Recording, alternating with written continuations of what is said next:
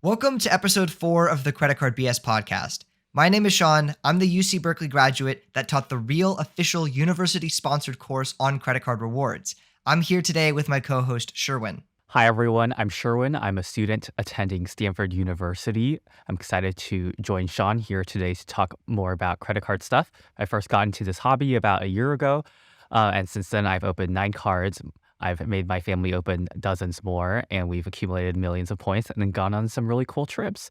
For those of you wondering, this podcast is called the BS Podcast because those are the initials of schools we go to, Berkeley and Stanford, respectively. But as usual, we've put aside our differences to talk about credit cards today. So today's topic is credit card strategy for high spend. Yeah, so this is a very interesting topic. So this is more for the ballers out there or people that want to become ballers because hopefully if you're into this hobby, eventually you can be someone that can attain high spend, whether that's through manufactured spending, whether that's through running a business that has high spend, or just being very, very wealthy. And so there's a lot of interesting tactics that occur once you're able to attain high spend because a lot of unique opportunities open up to you. Now, before we talk about some of those more unique opportunities, let's start with some of the baseline stuff, some of the multipliers. So as a baseline, let's talk about the 2x cards. So a lot of credit cards, most credit cards for their default earning category earn only 1x or 1% back on, general spend. However, there are certain specialized credit cards such as the Citi Double Cash, Amex BBP, Capital One Venture X, which earn a baseline 2x on everything. And so we consider this to be your absolute, minimum threshold and what you should always consider when you're thinking about opportunity cost. Yeah, and for those people with high spend who really don't want to optimize for any status or any more points or any categories, this could be a potential option. 2% cash back, as I always, is the bare minimum you should be getting. Citi Double Cash, Wells Fargo Active Cash, personal side. I know Capital One has some business options that earn 2% cash back too with an annual fee. But that should be your base. And I kind of think about 2% cash back as the opportunity cost for any other alternatives we're going to discuss. If you're into transferable currencies, as we said, Blue Business Plus for Amex, that is capped at $50,000 a year. So if you're really high spend, that may not work out for you. Venture X on the Capital One side is uncapped 2x spend.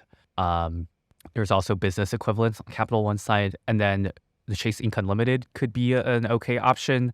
Although that's 1.5x points, Chase points could be potentially worth a lot more, depending on how you transfer them to partners like Hyatt. So in general, 2% cash back or 2x points on all purchases should be the absolute minimum. But now let's talk about some strategy you can use if you have particularly high spend in certain categories. This is particularly relevant for certain businesses that might need to put a lot of spend on advertising, on shipping, or on things like gas. Shaun, do you want to talk about some of these? Yeah, so for some of these categories, it gets very, very interesting because there'll be business cards that are focused or specialized in these high multiplier categories. And so I think one of the most famous ones is the Amex Business Gold, where you earn 4x on your 2 highest spending categories. But now there's only certain categories that count. So for example, though, in terms of ones that people can have very, very high spend in is online advertising. There's companies that will spend hundreds of thousands of dollars a month on online ads, and to earn 4x on those could be some insane returns. Like if you value your Amex points at 2 cents per point, that's like an 8% return. Even if you value your Amex points at 1.1 cents per point, which in my opinion is the baseline, considering you can cash out with Schwab Platinum at 1.1 cents per point. But that's some real. You're getting 4.4% back minimum on your ad spending.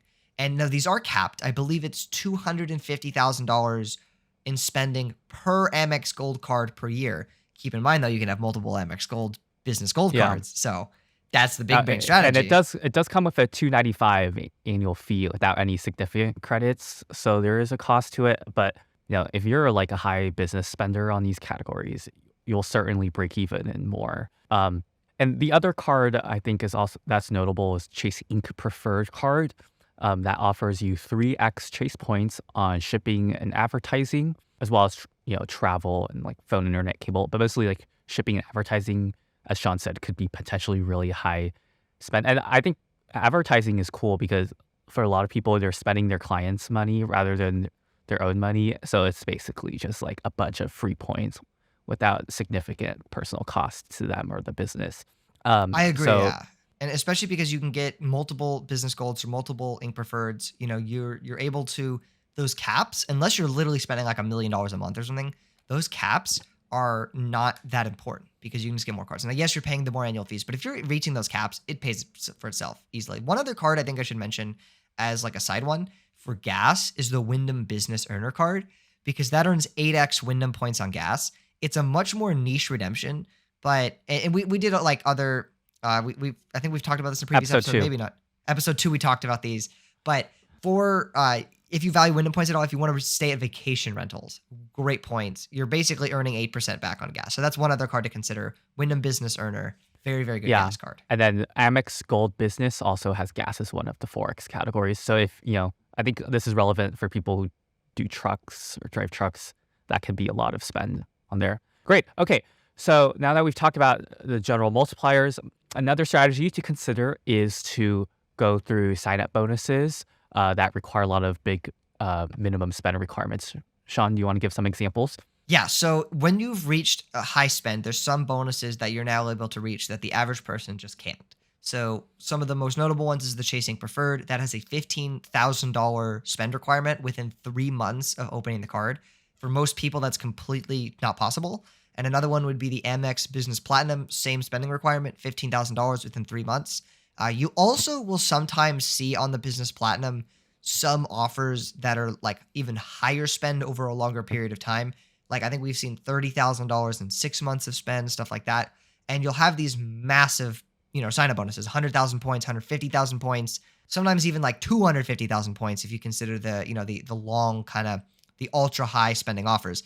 Some of them, like I think on the Venture X business, it's like $200,000 or something in the first 12 months. That was an article It's I was crazy. reading. Yeah, it's It's pretty. I think they ridiculous. changed it to like 500,000 or 250,000 or How, something oh my now. God. So if you have, I'm sure some businesses can hit that because they changed it to like a charge card now instead of a credit card. So it's possible that some businesses can take advantage. Yeah, because But you're not dealing with those, like a limited credit line. You have a much higher back end credit line. But so you have a huge, opportunity at these high spends to reach these very, very high bonuses that the average person can't. Now, there's kind of this, I want to say this like sweet spot in between.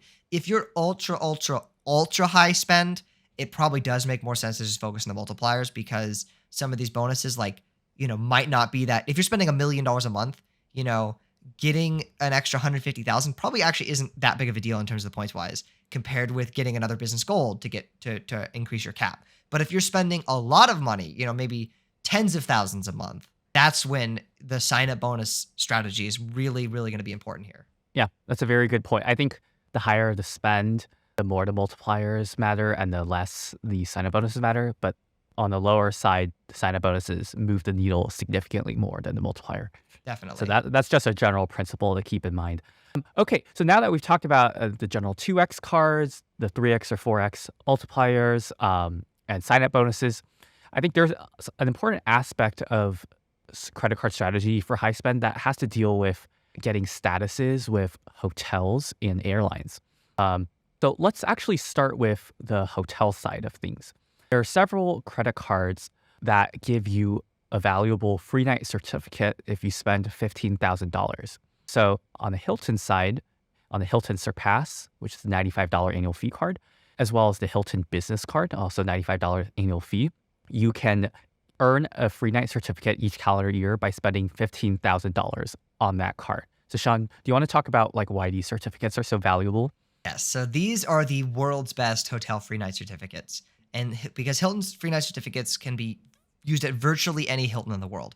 So whether it be Waldorf Astoria Maldives, Waldorf Astoria Cabo, Conrad Bora Bora, whatever these super, super aspirational, super expensive places, the free night certificates work at these properties, assuming there's a standard room available to book. And so they're very, very, very valuable certificates. And spending $15,000 to get one of them isn't that much, actually. Like if you're really, looking at how valuable these certificates are, when you can get $1,000 to $2,000 in value out of each of them, they're extremely, extremely valuable certificates. Now, There's also the Hilton Aspire where it's a 450 annual fee card and you automatically get one.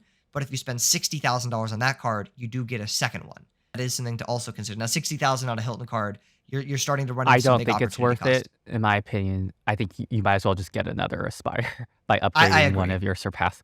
So yeah. Um, and the other certificate you can get is with the Hyatt Personal Card. If you spend $15,000 on that card, you get a second free night certificate in addition to the one you automatically get each year by paying your annual fee. And that certificate is good up to a Category 4 hotel. So you can probably get a good $200 to $300 of value depending on what type of redemption you do. I think Category 4 is pretty decent. It's not as amazing as the Hilton certificates where you can use it anywhere, but it's a solid value proposition. What do you think, Shaun? Yeah, I agree. I think it's good value considering that. So when you're doing the spend on the Hilton cards, you're earning these, trash Hilton pesos that are not very valuable at all. But with the Hyatt side, even though the certificate is much, much less valuable, the points you're earning, even 1x Hyatt points, is much better than 3x Hilton in my mind. And so, you're able to get much higher value from that spend. And then we'll talk about this in a second, in just a second here, but because you're earning some extra benefits status wise with the Hyatt card, that's what makes it very interesting. So just Yeah. looking at the points and certificates, the Hilton Surpass beats the World of Hyatt card in my opinion, for sure on that spending. However, it gets much more nuanced once you look at the additional status benefits you'd be getting, because the Surpass and those cards basically provide you nothing. Like, yeah, you can earn Hilton Diamond if you spend like 60K, but come on, if you want Hilton Diamond, just get an Aspire. What is this, amateur hour? So, you know, so I do mean, you the want to talk Surpass does about, give yeah. you gold status. Now, before we talk about that, I did want to ask you an opinion on something. So I think there's a reasonable argument to be made that the World of Hyatt personal card could be used as a catch-all card. And Sherwin, someone might say, Sherwin, you just said 2x should be your minimum and the Hyatt card only earns 1x. Why would you ever want to do that? Well, if you think about it, if you earn, if you spend $15,000 on the Hyatt personal card as just like normal spend, you'll get 15,000 points, which are worth around $300. So that's already, because one Hyatt point is about 2 cents, right? So that's already 2% back. But then you get an additional certificate that I talked about, and that's worth about 15,000 points. So you're arguably getting 30,000 points of value from 50,000 spend. And remember, because these points are 2 cents per point, one can make the case that you're earning like 4% back. That's If you true. think And about you it do have that to way. What do you consider think? the alternative of, you do have to consider like using the ink unlimited, for example, to earn 1.5, so that, Uh, because those could transfer to Hyatt at a 1-to-1. But I do agree with your point that, yeah, the certificate, if you value it, if you're redeeming it at a category 4 property, then yes, you're getting about 15,000 points in value, even up to 18,000 points in value if you're redeeming for a peak night at a category 4. Now, of course, the certificate's not as flexible. You can't apply suite upgrade awards to it. I don't even think you can apply club lounge access awards to it, but it's still a very valuable certificate. And if you're redeeming at, a category 4 standard night or peak pricing, then you could easily make the argument you're effectively getting 2x Hyatt points back for your first $15,000 in spend, assuming you reach that $15,000 threshold. So I yeah, think, I yeah, I mean, think it's a very interesting card. I think that's a really good point. Now, I do want to talk about the Elite Night credit situation with these high cards, because I think this is where it can get pretty crazy if you have high spend. So, as a general matter, you earn Elite Night credits by staying at Hyatt hotels. They can be paid stays or award stays. And when you reach a certain threshold number of nights, say 60, you earn a status that confers you benefits every time you stay at Hyatt. And Hyatt status, as we all know, is the most valuable out of all the programs, right? So here's how it works. On the personal card, you earn 2 Elite Night credits for every $5,000 of spend. On the business side, you earn 5 Elite Night credits for every $10,000 of spend. So the And this is spend on business the card, not toward Hyatt hotels, just as a note. Like any Yes. general spending on the card counts. Right. And I think the business card is more interesting here because you can earn Elite Night credits a little faster. To put it into perspective, to get the top tier globalist status at World of Hyatt, you need 60 nights. If you spend $120,000 on a business card without even setting foot in a Hyatt hotel even once, congratulations, you've gotten 60 Elite Night credits and therefore are a full 60 night globalist. And that comes with all the milestone rewards. So what does globalist status give you? You get free breakfast or club lounge access. You get complimentary upgrades to suites. You get what am I missing? Free parking on free nights. That can actually be quite valuable in certain cities. Shaun, am I missing You also something get else? one thing a lot of people miss is you get waived resort fees even when paying cash. And Ooh, so, yes. for example, like I have a stay coming up in Waikiki for like 28 nights, and it's $1,600 that I'm saving just on the resort fee benefit alone. That is amazing, right? It doesn't That's matter pretty as long as crazy. Yeah. it's absurd. And one thing to note as well in the math with the business card, remember that the personal Hyatt card, just by having it, you get 5 elite qualifying nights without any spend. So if you have the personal and the business, you don't even need to spend 120,000 on the business. You'd only have to spend 110,000 on the business to get globalist. And that's easy again, as you said, it's full globalist. So that comes with the category 1 to 7 certificate, which is worth, depending on high value, but like $600 to $1,000. And you get the Hyatt concierge agent, and you get the 4 confirmed suite upgrade awards, which are awards that you can apply to bookings and confirm yourself into a suite at the time of booking up to a full week per certificate. And so that's really, really, really valuable because there's some really good standard suites at some properties. And so you could essentially book, I don't know, a $200 night room and confirm yourself into a $500 night room just using one of these certificates. And it's Yeah. guaranteed. It's not like, oh, availability or anything. As long as it's available at booking, you get it. You also get the category 1 through 4 certificate at the 30-night threshold and the 5,000 points or $100 gift card at 40-night threshold. So it comes with all of those things. You're not just getting the status that one might get by doing like a 20-night challenge. You're getting every single milestone reward along the way just by doing this high spend. So I think it's quite a good value proposition. It does involve a lot of high spend, but for those of you with businesses that can do it, Does great the value. business Hyatt card provide a certificate night upon spending, like, upon certain spend threshold, like the personal Yeah. one does? So unfortunately, no, right? So the business card is a $199 annual fee, and it comes with a $100 Hyatt credit that can be used each year. So, and there's no certificate that comes with it either by paying an annual fee or by spending on the card. So I really think the only reason one should get the business card is if you plan on hitting a lot of elite night credits with the high spend. I think there's no other unique value to it other than maybe the sign up bonus.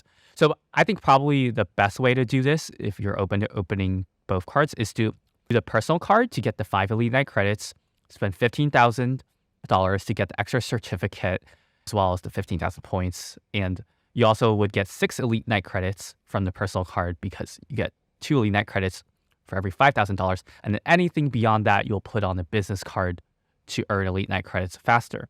Now, we kind of talked about this math by looking at what happens when you hit 60 nights, because that's the threshold for globalists, where all the perks are. But you can actually extend that even further if you hit 70 nights, 80 nights, 90, 100.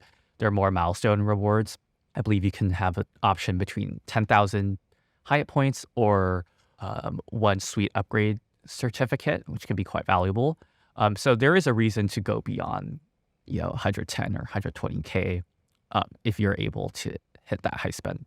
Definitely, yeah. There's for sure an argument to keep racking up those elite qualifying nights just because of those milestone rewards, and then the Hyatt points are so valuable to begin with.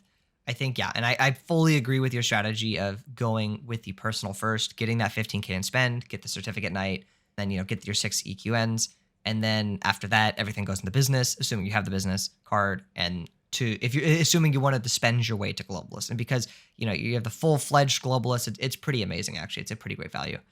We should talk about real quickly as well, like we can real quickly talk about the opportunity cost of going with doing the Hyatt card spending versus something like the Chase Ink Unlimited or Freedom Unlimited. So with the Hyatt card, right, for all these spendings, ignoring the certificate nights and ignoring the milestone rewards, you're earning 1x Hyatt point per dollar on anything you spend.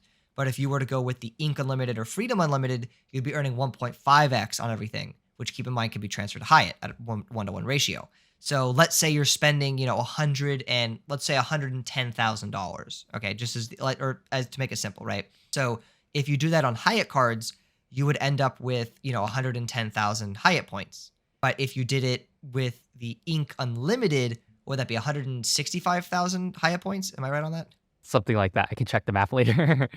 So Yeah. you'd be netting like almost 60,000 more Hyatt points. So the question is, would you rather have 60,000 Hyatt points Or would you rather have the milestone rewards and the benefits we talked about?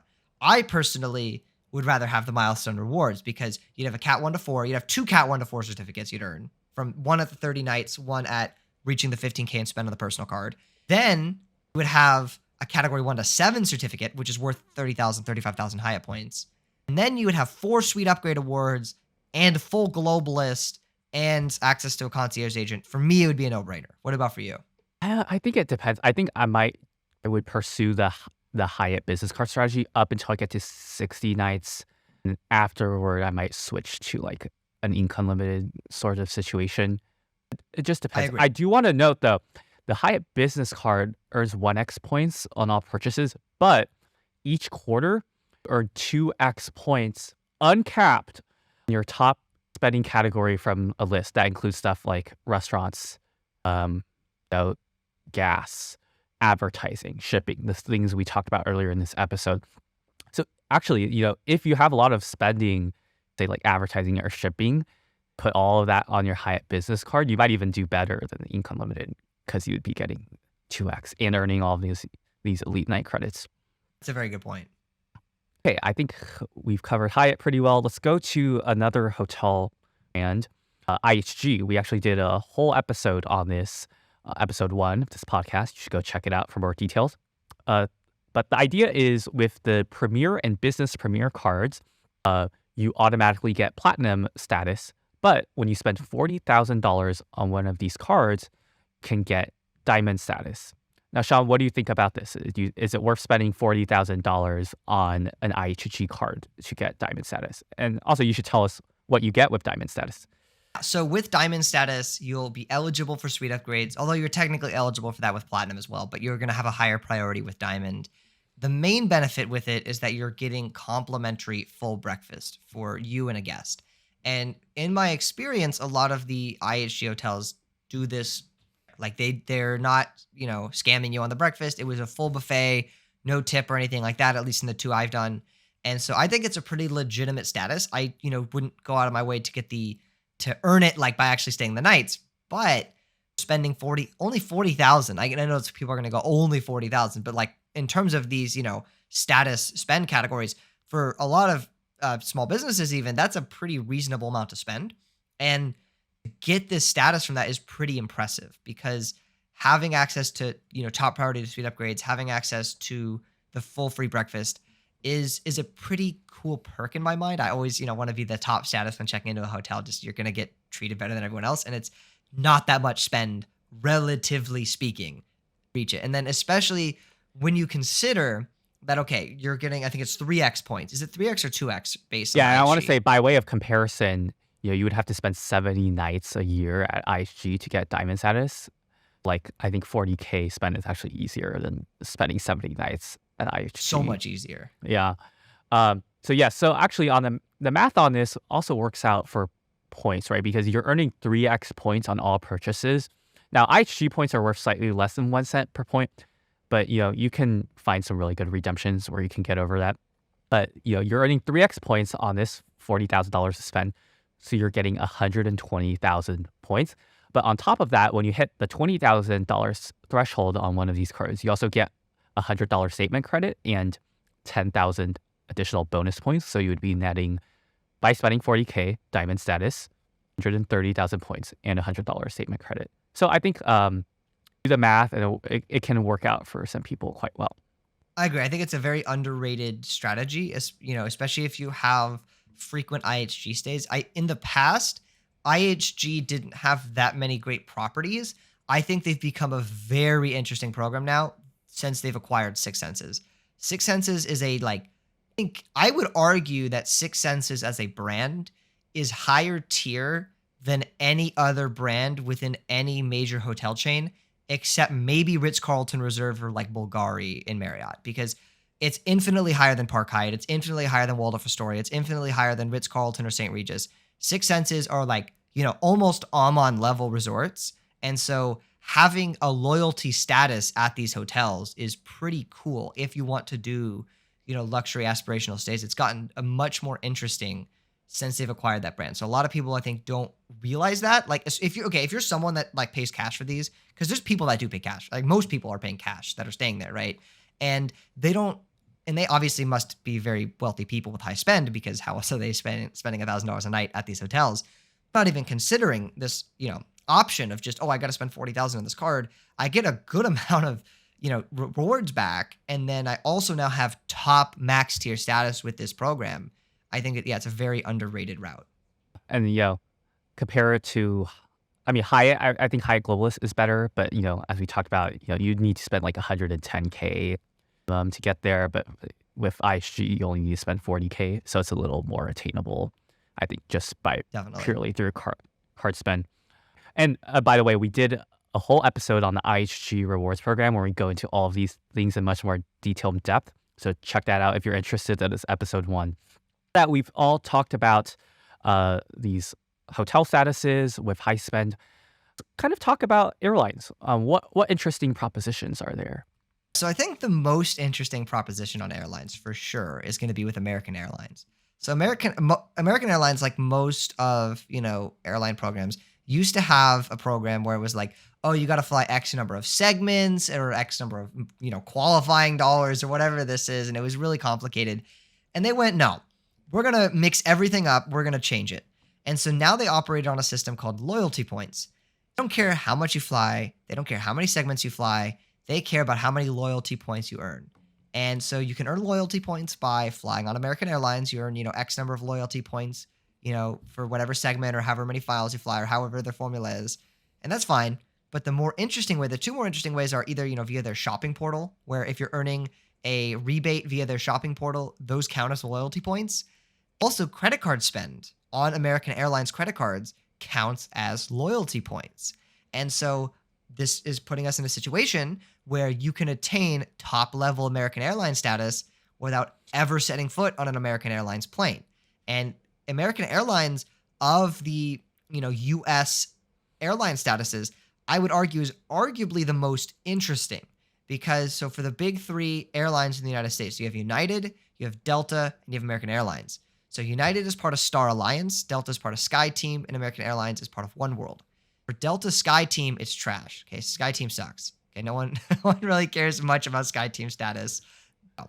Star Alliance is a lot more interesting. Star Alliance is a huge alliance around the world. If you have basically United Airlines Gold or higher, you get Star Alliance Gold, which means you get access to business class lounges. Airlines is more interesting though, because American Airlines is part of Oneworld. Oneworld's top level status is called Oneworld Emerald. So if you hold American Airlines Platinum Pro or Executive Platinum, you're granted Oneworld Emerald status. Oneworld Emerald gives you access to first class lounges, when flying internationally. And that's very nice because first class lounges are significantly better than business class lounges. Business class lounges, in my opinion, sometimes they can be kind of overrated, a bit crowded. Who cares? First class lounges are really good. So this is a very interesting status, and it's pretty easy, relatively easy to attain. So do you want to talk more about like how we can actually attain American Airlines status with this credit card spend? Sure. So as Shaun mentioned, there is something called loyalty points that are earned through many things, one of which is credit card credit card spend. So to get to gold status, that's your basic tier, you need 40,000 loyalty points. Platinum, 75,000. Platinum Pro is 125,000. And Executive Platinum, 200,000, right? So most of these American Airlines co-branded credit cards from Berkeley's and from Citi will earn you 1 loyalty point per dollar spent, regardless of the bonus categories on them, right? So for example, if I want to get to platinum status, which requires 75,000 loyalty points, I could spend $75,000 on credit card and I will be able to get that status. Now, I want to get your opinion on this, Shaun, because I think spending on these American Airlines cards is great for getting that status, but there's like a pretty big trade-off, in my opinion, is that in most cases, you're only earning 1 mile per dollar spent. And as we talked about earlier, be expecting to get at least 2x back on everything. And, we spend like 2x on Blue Business Plus. Those 2 points can be transferred to other airline programs. You get 2 miles per dollar, right? So we're kind of giving up at least 1 mile per dollar by spending on AA cards. So what do you think? How does that affect the calculus of whether this is worth it? In my mind, one thing to consider is that American Airlines miles are extremely difficult to earn compared to other programs. So, yes, we're only earning 1x, but actually earning American Airlines miles at least. And these are extraordinarily valuable miles because you can't earn them any other way, really, other than built points. Like, who's got a big stash of built points roaming around, right? Yeah. So, this is a really nice way, to rack up American Airlines miles with this high spend. So, you're earning a mileage currency that's very, very difficult to earn normally. It has some amazing redemptions, like we talked in the last episode. 80,000 gets you one-way Japan Airlines first class anywhere in the US to Tokyo. That could be like a 14, 15-hour flight first class. And so that's an amazing redemption that really the best way to do that is with American Airlines. And I think yes, there is a big opportunity cost. I think, but having this status or having some type of status could be interesting, especially if you do fly American Airlines in any frequency, because remember that having airline status puts you eligible for complimentary upgrades on certain routes. So like mainly, domestic US routes. And if you're willing to cherry pick the routes and times you fly, you can be looking at very high chances of getting upgraded to, domestic first class, domestic business class. I, as a United Silver, which is the lowest bottom of the barrel tier, got upgraded to business class on a 5-hour flight on my first United flight since having the status. It was my first time flying United in like 5 years. There was no one else on the list. So sometimes having the status, depending on how you value domestic business class, domestic first class, can get upgraded pretty frequently with this. But yes, there is an opportunity cost.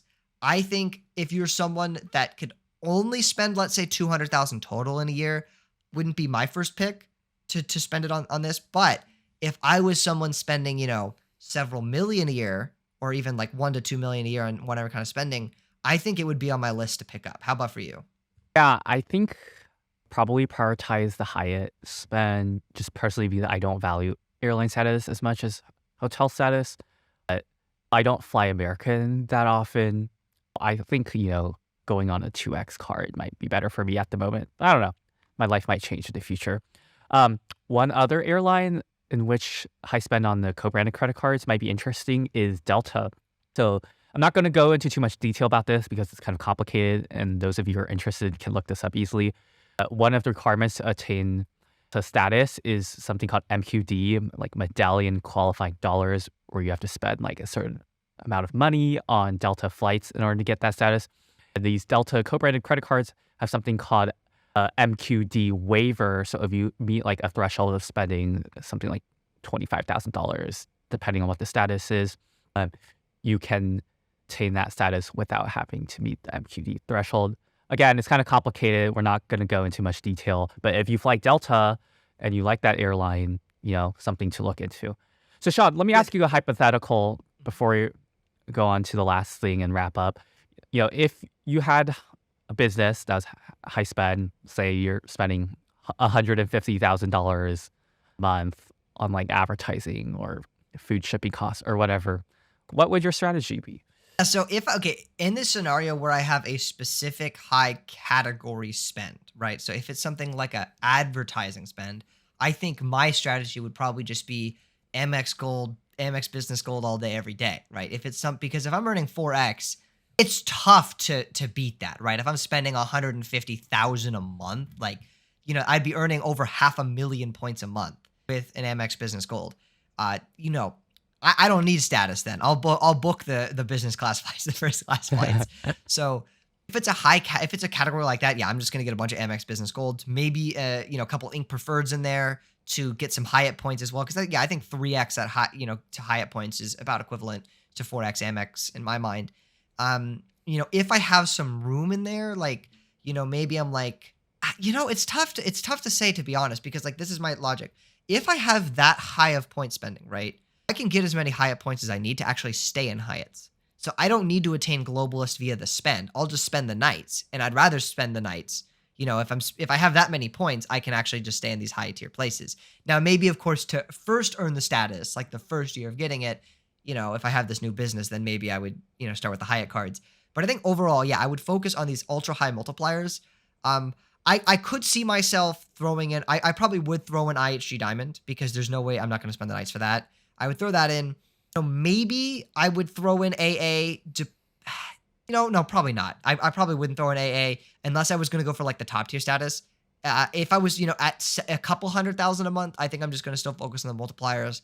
If I was at like, half a million a month, then I would probably go for AA too. But, for a couple 100,000 a month, I think, yeah, focusing on the multipliers for me because it would just be, the opportunity cost is so big, right? 3x, 4x there would be huge. If it's a general spending business though, like let's say it's not advertising or shipping or something, let's say whatever it is, it's like something I can't get multipliers on, then yes, I think I'm going to be much, much more inclined to focus on some statuses.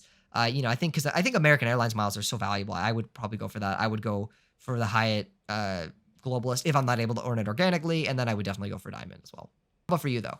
Yeah, I think that's a very interesting perspective. I think I'd probably target the Hyatt business card first, try to get to 60 nights by spending 110 or $120,000. Once I have that in the bag, I do the IHG 40K for the Diamond and for the points that come with it. I would hit the Hilton card, Hilton card certificates, as we talked about. Those are super valuable. Though, if I'm doing that kind of lifestyle, I might as well get the Aspire. That automatically gives me free night certificates. I'd have to think about that. And then for that, definitely make sure like I'm earning at least 2x points on everything, as we talked about. Cool. Okay, there is one last thing about high spend. Shaun, do you want to take it home? Yes. So this is not a strategy for where to put your high spend necessarily, but it's something you can attain with high spend. So if a lot of people have probably heard about this, but if you spend quite a lot of money on American Express credit cards, so we're talking minimum several $100,000 a year, bare minimum, you may be invited for their invite-only card, which is called the American Express Centurion Card. So it's one of the most exclusive elite credit cards on earth. The annual fee is $5,000, and there's an It's the black initiation card. fee. Yeah. Known as the black card, and the initiation fee is $10,000. The card earns 1x on everything with no spending categories, so it is not a card to put your high spend on. However, if you're putting high spend on American Express credit cards, maybe especially if you're putting it, and there's a whole like kind of pseudoscience of this of how to get the Centurion card, but it depends on your spending categories as well. Like if you're spending on like luxury goods and luxury trips, you're much more likely to get invited than someone spending it on shipping. But if you're spending several $100,000 a month, you can probably get invited to the Centurion card. And so you don't, and from what I understand, you don't need to keep spending on the card to keep it. But so what are some benefits of this card and why you'd want to keep it? So it's $5,000 annual fee after the $10,000 initiation. So $15,000 your first year. You get a complimentary Equinox destination membership. So that's like the membership to almost all Equinox gyms. That is worth like $2,500 a year. And there are people that pay that. Now, of course, it depends on your circumstances if you actually value that at all. But that already, arguably knocks off $2,500 off the fee. You also get some interesting statuses. Like you automatically get Delta Platinum status, which is pretty high tier status. Like you can pretty easily get upgraded to first class, like a very good portion of the time if you cherry pick your routes. You used to also get Hertz Platinum, which was their invite-only status. I think they may have gotten rid of that. And so there's a couple other benefits, like you have access to the Amex Centurion Concierge. So imagine the Amex Platinum Concierge, but actually good, is how I would describe it. And I think I'm forgetting a few benefits. Are there anything I think on the there's top of one your niche head? thing, which is for the fine hotels and resorts, which normally Yes. you can get on the Platinum card. I think for the Centurion, the benefits are slightly better. I forgot I think the upgrade is guaranteed at the time of booking instead of based on availability at check-in or something. Something like that. I'd have to check. I have to look into that too. That'd be cool. Yeah. I feel like, yeah, people get I've heard people get significantly upgraded on that because, any bozo with a platinum card can use FHR and a lot of these hotels, like I've been to like Crockford's in Vegas and like 50% of the people I think are booking on FHR, but Oh, with the Centurion one, it's, much, much, much more exclusive. Like very few people are doing that. yeah. So, Shaun, if you did have the spend to qualify for it, would you, pay the annual fee for this card? If I had a business that was spending enough money to qualify, so we're talking, several $100,000 a month, I feel like I would. And a lot of people are gonna disagree with me with this, including you. You disagree with me on this. But here's my logic. Okay. One, I think, I had an Equinox membership for a few months in the platinum credits. I think it's pretty cool actually. I think it's kind of fun to have it. So I would value that at something. Would I value it at $2,500? No.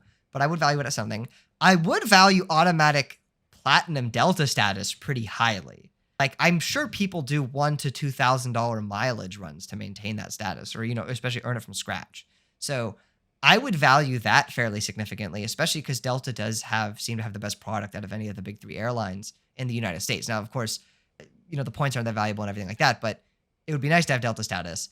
And then there's a couple other, soft benefits, like you'll never be turned away at an Amex Centurion lounge, and you'll get your special seating area. So you don't have to sit in that, the huge packed lounge. You get a nice area separate. You're never turned away. And then also to get the soft treatment, like I value hotel status a lot, and I love using FHR. So if I was someone that could, spend that much money on these cards to qualify, I would love to try out the Centurion hotel program. I feel like I would get some pretty cool perks on that.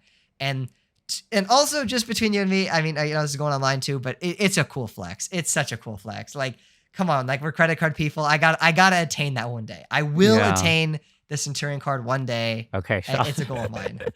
Oh, different. I think you get $1,000 Saks credit each year. You do get $1,000 Saks credit, and I like that actually. I like that. No, but Saks things are so overpriced. But Aesop. if you're spending that much, Aesop. it probably doesn't matter. Okay, my opinion is different. I think a big reason why the card is so expensive is because of the status or the flex, right? It's the black card. When you make a purchase, you want to use that card to show your status. But the card earns 1x points on all purchases. And as you know, I'm very logical and mathematical. I will not use a card that will only give me 1x points unless it's for status on anything, just for the flex. Like, I would not pull out my black card, not that I would have one, but I would not pull it out over like the blue business plus plastic blue card because it earns fewer points. So I think because of how bad the multiplier is, that defeats the entire purpose of the flex aspect of the card, which is to show off, because I would never use it if it's not giving me the most number of points. I think the benefits are cool, but still for me, it's hard to justify the $5,000 annual fee regardless of what my income is. I think one can make the argument that when you make past a certain amount of money, like, it gets irrelevant. But still, I think mathematically quite difficult to justify. Like, even with these Saks credits and the Equinox credits or whatever, these are like overpriced things in the first place. So I think for me, it's a tough pill to swallow. But I think the big killer for me is the 1x. Like that just defeats the whole purpose of flexing it. I do want to clarify, I wouldn't actually spend on the card. I would just have it for the status benefits of it, like, for the Delta Platinum. I would never spend on the card.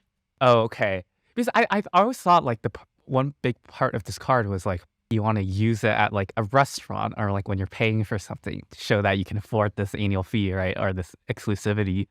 But if you're thinking more about the benefits, their value, I guess you could make a good argument about that.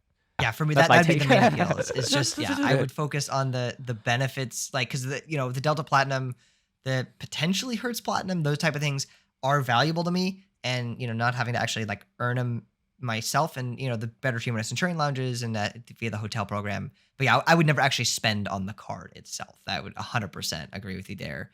It defeats the purpose if I'm going to. No, But I feel like then that you lost out on the value of the card, which is I can still show it to people. I can still like, oops, I dropped it. Oh man, my black card. Sorry about that. Okay, I mean, that's cringe, but okay, good for you. All right, so I think that's all for today's episode. Shaun, you want to do our outro? Yeah, I hope you've enjoyed today's episode. If you want to join a community of like-minded award travelers, please check out the free Discord group down below. There are some very, very smart people in there that will drop deal alerts, award seat, drops, all that stuff. Join it to become a much higher tier award traveler, fully for free. And if you want to support this podcast, please consider using our affiliate links down below in the description if you plan to apply for any credit cards. It helps us out so much. You have no idea. And so, yeah, I hope you've enjoyed today's episode. We will see you next week. Thank you. Goodbye.